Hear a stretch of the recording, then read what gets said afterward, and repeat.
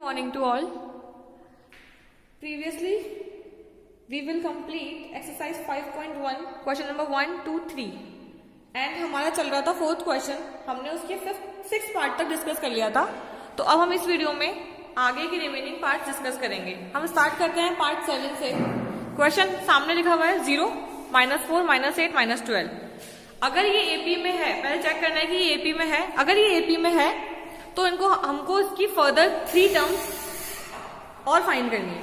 ठीक है, तो फर्स्टली चेक कि ये एपी है या नहीं है. आपको तो पता ही है हम चेक कैसे करते हैं हमेशा. Next term minus preceding term, next term minus preceding term. सबसे पहले -4 -0, -4 आया.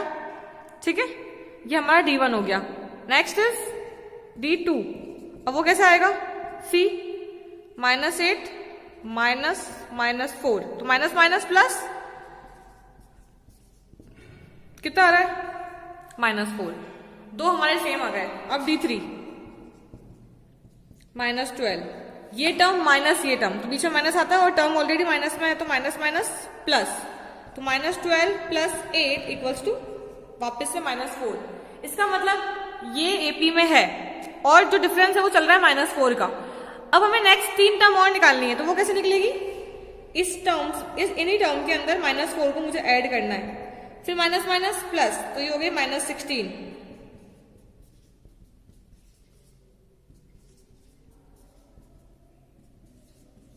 ये हो गया 16, 20, 24. तो -16 -20 -24. फाइन. हमने इसकी तीनों टर्म फाइंड आउट कर ली है ना, और हमने उसका डी भी निकाल लिया और उसका डी सेम आ रहा है. इसका मतलब ये एपी में है. ठीक है, -4 -16 20 सही है अपना आंसर. बिल्कुल. Moving on next question. 8th question is, आप क्वेश्चन देखो, हाफ हाफ हाफ हाफ सब कुछ सेम लग रहा है, तो क्या ये एपी में होगा? चेक करते हैं. कभी भी ऐसे क्वेश्चन देख के ऑलरेडी जज मत कर लेना कि एपी नहीं हो सकता. ये भी एपी हो सकता है, क्योंकि हमने पहले बेसिक्स में पढ़ा था कि जो कॉमन डिफरेंस होता है ना, वो पॉजिटिव, नेगेटिव और 0 भी हो सकता है. Can be 0 also. ठीक है, तो हो सकता है कि यहाँ पे कॉमन डिफरेंस क्या हो? 0 हो. और अगर कॉमन डिफरेंस 0 है तो सेम ही टर्म रिपीट होगी, क्योंकि ना तो कुछ ऐड हुआ 0 के केस में और ना कुछ माइनस हुआ. तो देखते हैं. 3 निकलेंगे. इसकी भी 4 टर्म दे रखी है, तो between this this and this. ठीक है, स्टार्ट. पहले D1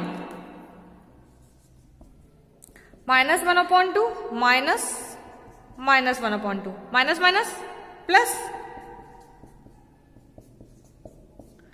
एंड D बिकम्स 0. हमको आगे चेक करने की जरूरत ही नहीं है, क्योंकि सारे नंबर सेम दे रखे हैं. तो हम लोग हमारा टाइम वेस्ट नहीं करेंगे और हम लोग लिखेंगे कि हमारा D कितना है? 0. और 0 है तो बार बार 0 ऐड होगा. अगर मैं -1/2 में 0 ऐड करूं तो मुझे -1/2 मिलेगा. वापस 0 ऐड करूं, मैं जितनी भी बार 0 उसमें ऐड करूंगी, मुझे every time we get what? We get -1/2. तो हमारा आंसर हो जाएगा. 3 टर्म लिखनी है ना, -1/2 -1/2 और -1/2 should be our answer. Fine. इसलिए अब हम नेक्स्ट पार्ट करते हैं, इसका पार्ट 9.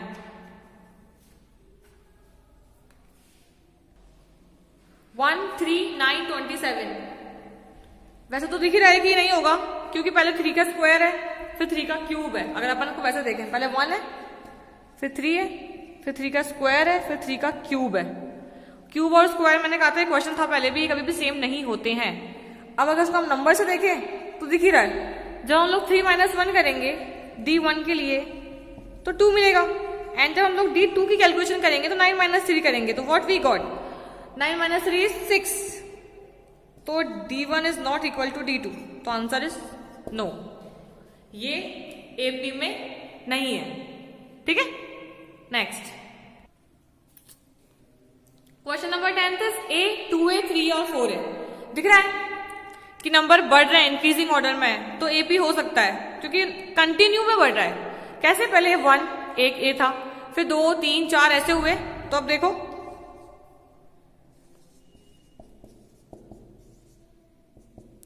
2A - A, फिर 3A - अच्छा 2A, सॉरी, हाँ, वापस से A. तो हमें ये पता पड़ेगा कि A का डिफरेंस चल रहा है, और ये यस AP है और फर्दर क्या बन जाएगी टर्म 5A 6A 7A, क्योंकि हमें प्लस क्या करना है only 1A in each term, है ना, तो ये भी है। अब नेक्स्ट 11th पार्ट।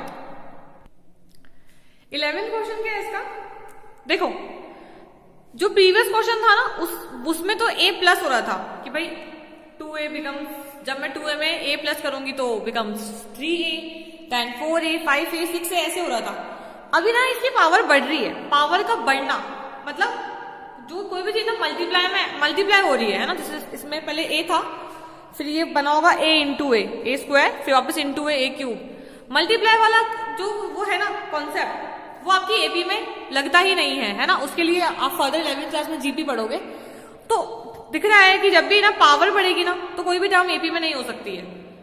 आंसर कैसे निकालेंगे इसका, देखो आपको डिफरेंस निकालना है, डिफरेंस सेम आना चाहिए according to our concept, A square minus A. क्या कॉमन है इसमें से, ए कॉमन है, आपने लिया, यहां से आया a माइनस 1, अब कुछ नहीं हो सकता, ये आपका D1 है। D2 देख लेते हैं,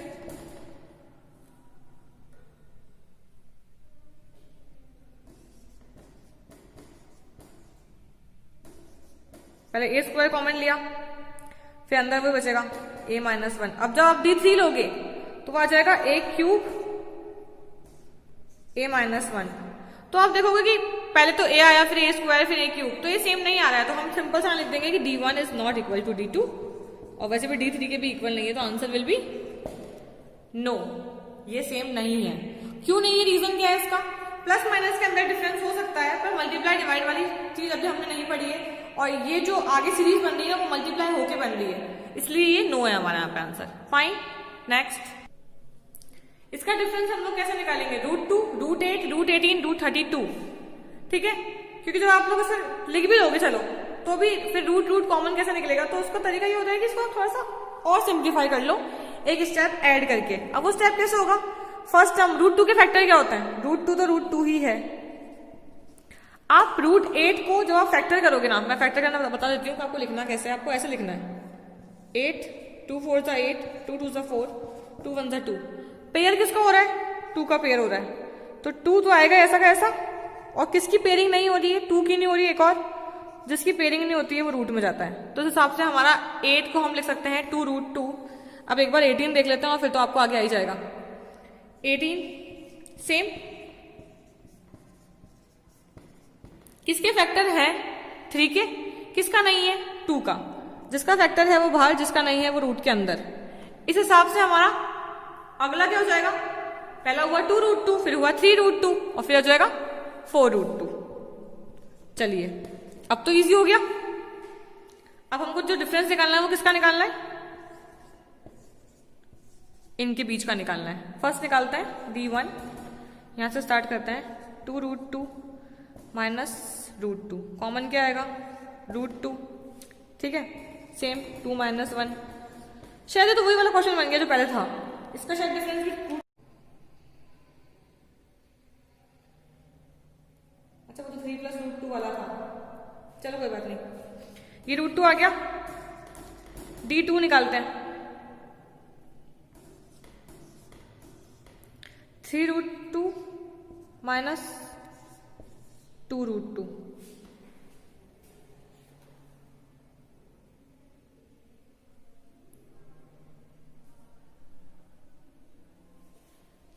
क्या कॉमन आ रहा है, √2 कॉमन आ रहा है इसमें से भी, और 3 माइनस 2 1, इसका मतलब √2। अब कॉमन क्या आ रहा है, √2 आ रहा है, ठीक है। अब हमको टर्म निकालनी है, 3 टर्म निकालनी है, तो आपको टर्म तो पता चल रही है कि हाँ यार ये 5 √2 होगा, ये 6 √2 होगा, और ये 7 √2 होगा, लेकिन जो आंसर है ना वो वैसा नहीं है। आपको आंसर की फॉर्म तो ये चाहिए, आपको चाहिए 2, फिर चाहिए आपको 8, फिर आपको चाहिए 18, ऐसा कुछ चाहिए आपको। अब वो कैसे होगा, देखो वो ऐसे होगा जैसे ये कैसे आई, 4 4 जा 16, 16 और इंटू 2 32, तो ये कैसे आ जाएगी 5 5 जा 25, 25 into 2 √50, 36 into 2 72, and next 7 49 into 2 98। Answer क्या हो जाएगा? डबल कर दो सबका, जैसे 4 4 जा 16, 16 इंटू 2, 5 5 जा 25, 25 into 2, 36 into 2, 49 into 2, that is 98। तो आंसर हो जाएगा हमारा, देखो इंस के आगे ये चल रहा है, तो आंसर इज डी, तो 2 आ रहा है √2 एंड टर्म आ रही है √50, √72 और √98। ठीक है, ये आ रहा है आपका आंसर। अब नेक्स्ट क्वेश्चन देखते हैं। सेम तरह का क्वेश्चन है, 3 का चल रहा है, वहां पे 2 का था। √3 के फैक्टर होते नहीं है, √3 का √3 फैक्टर तो √6 के भी नहीं होते हैं, 3 इंटू 2 होते हैं, है ना। देखो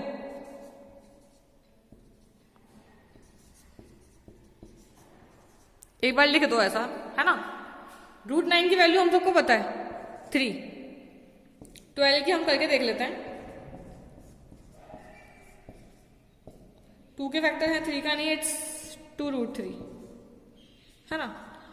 अब इनका डिफरेंस सेम वैसे भी नहीं आ सकता, क्योंकि यहां से जब √3 कॉमन आएगा तो √3 √2 ऐसे बचेगा, यहां से कॉमन आएगा ही नहीं, तो ये हमको दिख रहा है। आप D1 is not equal to D2, तो इसका आंसर आप नो लिख सकते हो। तो आप चाहो तो उसको सॉल्व करके देख सकते हो। आपको मैंने बताया है कि this term minus this term होता है, पर नहीं होगा ऐसा, ये हमको दिख ही रहा है, क्लियर है ये हमारा। ठीक है, moving on to next question. देखो ये वाला क्वेश्चन जो है ना वो स्क्वायर की फॉर्म में है, जैसे 1 का स्क्वायर, 3 का स्क्वायर, 5 का स्क्वायर, 7 का स्क्वायर। अब आप बोलोगे कि अपकमिंग टर्म अगर निकालने की हो तो फिर 9 का स्क्वायर, है ना, और 11 का स्क्वायर। ऐसा क्यों बोला मैंने? क्योंकि अगर आप पैटर्न पकड़ोगे तो आपको पता चलेगा कि ये चल रहे हैं वो ऑड नंबर्स के स्क्वायर चल रहे हैं, है ना। लेकिन बात ये नहीं है, हमको पैटर्न नहीं पकड़ना, हमको डिफरेंस भी तो देखना है कि डी इसका सेम है क्या। तो अब उसकी वैल्यू हम लोग वैल्यू में कन्वर्ट कर लेते हैं इसको, इजी है ना हमारे लिए। 1 का तो 1, 3 का 9, फिर 25, फिर 49। ठीक है, अब आप ये देखो कि क्या इसका डिफरेंस सेम आएगा, फाइंड आउट। तो आपको पता चलेगा कि नहीं ऐसा नहीं होता, क्योंकि 9 - 1 इज 8, इट्स D1। D2 का केस ये है कि 25 - 9 is 16। And what about D3? D3 is 49 - 25, that is also 24। कहां से सेम आ रहे हैं ये? कहीं से भी नहीं, तो हमारा आंसर क्या है इसका? नो। क्यों? क्योंकि डिफरेंस सेम नहीं है हमारा, difference common difference is not same, D1 is not equal to D2, तो फाइनल आंसर इज नो, है ना। 8 स्क्वायर 10 स्क्वायर नहीं आएगा। अब लास्ट क्वेश्चन है, एक बार वो देख लेते हैं। लास्ट क्वेश्चन इज 1 का स्क्वायर, 5 का स्क्वायर, 7 का स्क्वायर। फिर इसने स्क्वायर नहीं दिया, इसने हमको टर्म दे दी 73। ठीक है, तो हो सकता है कि शायद ये एपी में हो, क्योंकि अगर ये 9 का स्क्वायर दे देता ना यहाँ पे, फिर तो चांसेस थे ही नहीं, क्योंकि स्क्वायर कभी नहीं बढ़ते, है ना, क्योंकि डिफरेंस चेंज हो जाते हैं, है ना। इसको एक बार सॉल्व करते हैं। कैसे? पहले 1 का 1, 25, 49 एंड 73। अब डिफरेंस लेते हैं इसका।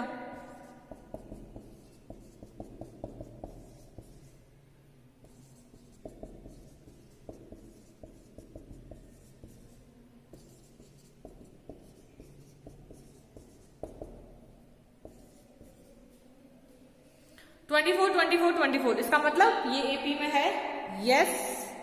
एंड नेक्स्ट टर्म क्या हो जाएगी इसकी? 73 + 24, 97 + 24, 121 + 24, 145। तो दिस इज आवर आंसर। और इस तरह से हमारी 5.1 के हमने पूरे 4 क्वेश्चन डिस्कस कर लिए। और जो हमने ये वीडियो बनाई थी इसका पर्पस ये था कि जो 4th क्वेश्चन के रिमेनिंग पार्ट है वो कवर हो जाए, और वो सारे कवर हो चुके हैं हमारे, है ना। अब हम जब नेक्स्ट वीडियो करेंगे ना, उसके अंदर हम लोग 5.2 का पहले बेसिक डिस्कस करेंगे कि कौन सा फॉर्मूला और कैसे अप्लाई होगा वो, तो हम अलग देख लेंगे। ये वाला पार्ट हमारा कंप्लीट हो चुका है, तो प्लीज आप इसके एग्जांपल्स ट्राई करें और ये क्वेश्चंस भी खुद से ट्राई करें। ठीक है, thank you, have a good day.